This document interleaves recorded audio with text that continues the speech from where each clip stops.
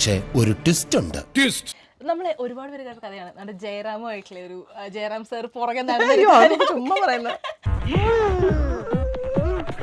വെറുതെ പറയുന്നതാണ്. ചുമ്മാ ജയറാമേട്ടന്റെ വെറും കഥയാണത്. ചുമ്മാ ഇങ്ങനെയുണ്ടോ കള്ളന്മാര് ലോകത്ത്?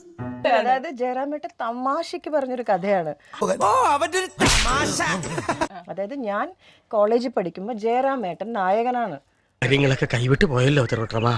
പിന്നെ എങ്ങനെയാ അദ്ദേഹം പുറകെ ഇപ്പോ ഇച്ചിരി സന്തോഷായില്ലേ? സ്റ്റേജിലൊക്കെ പറയുന്നുണ്ട് ഞാൻ ഇങ്ങനെ ചെരുപ്പ് തേഞ്ഞു തീർന്നു, ഞാൻ എന്തിനാടപ്പ ഈ വഴി കൂടെ പോണ വയ്യാവലിയായിരുന്നു വാങ്ങണത്?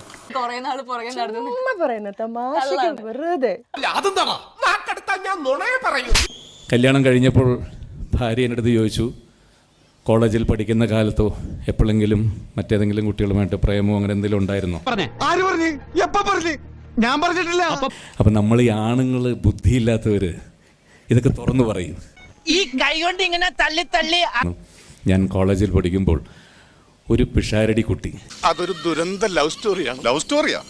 ഷാരടി ഷാരടി എന്നാണ് വിളിച്ചുകൊണ്ടിരുന്ന ആ കുട്ടിയെ. ആനാളെ കണ്ട അവന്റെ തലക്ക് ഭ്രാന്താണെന്ന് അറിയത്തില്ലേ? ഓ, വെറുതെ തള്ളിയിട്ട് പോയതാ. ഷാരടി കുട്ടിയുടെ അടുത്ത് എനിക്കിഷ്ടമായിരുന്നു, പക്ഷെ ഷാരടിക്ക് തിരിച്ച് എന്നോട് ഇഷ്ടമില്ലായിരുന്നു. അവിടെ തൊലിങ്ങി ഒരു മോന്തം വെച്ചോണ്ട് നിന്റെ മോത്ത് ആരും നോക്കൂടാ, പെമ്പിള്ളാരെങ്ങനെ നോക്കുവോ?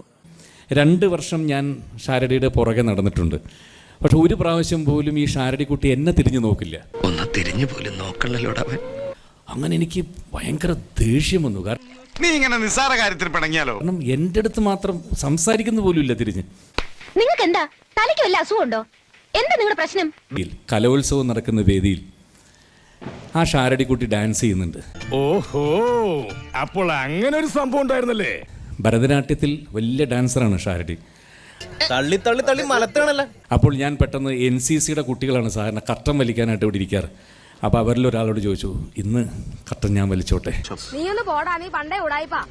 കാരണം അവിടെയെങ്കിലും നേരിട്ടൊന്ന് ഷാരടിയായിട്ടൊരു കണക്ഷൻ എന്തെങ്കിലും കിട്ടുമോ എന്നുള്ളതായിരുന്നു എൻ്റെ ആഗ്രഹം.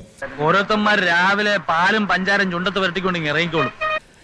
ആ ഡാൻസ് കഴിയുന്നത് വരെ ഒന്ന് തിരിഞ്ഞെൻ്റെ മുഖത്ത് പോലും ആ കുട്ടി നോക്കിയില്ല. പോടാ പട്ടി, ഇത്രയും കാലമായിട്ട് നിന്റെ അസുഖം മാറിയില്ലേ? നീ വേണ്ടാത്ത ഒന്നും പറയണ്ട.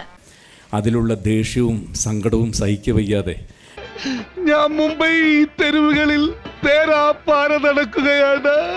ആ കർട്ടൻ ഇനി ജീവിതകാലത്ത് ഒരു മനുഷ്യനെ കൊണ്ട് അഴിക്കാൻ വയ്യാത്ത രീതിയിൽ ഞാൻ അവിടെ ഇരുന്നൊരു കെട്ടിട്ടു.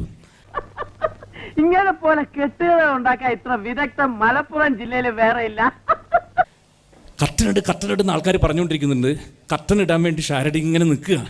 എവിടെ കർട്ടനിടാൻ? 15 മിനിറ്റ് കൂടെ അരമണിക്കൂറാവും വിചാരിച്ചാൽ കർട്ടനിടാൻ പറ്റില്ല. അവിടെയാ പിന്നെ ഈ വിവരം കെട്ട പെണ്ണ് എന്ത് ചെയ്യുമെന്ന് വെച്ചാൽ ഇങ്ങനെ ചാടി ചാടി ചാടി ചാടി ചാടി അവസാനം വരെ പോയി. ഈ സ്ത്രീക്ക് എന്റെ തലയ്ക്ക് ഭ്രാന്തണ്ട, നീ വന്നേ. വെറുതെ പറയുന്നതാണ്. ചുമ്മാ ജയറാമേട്ടന്റെ വെറും കഥയാണത്. പിന്നെ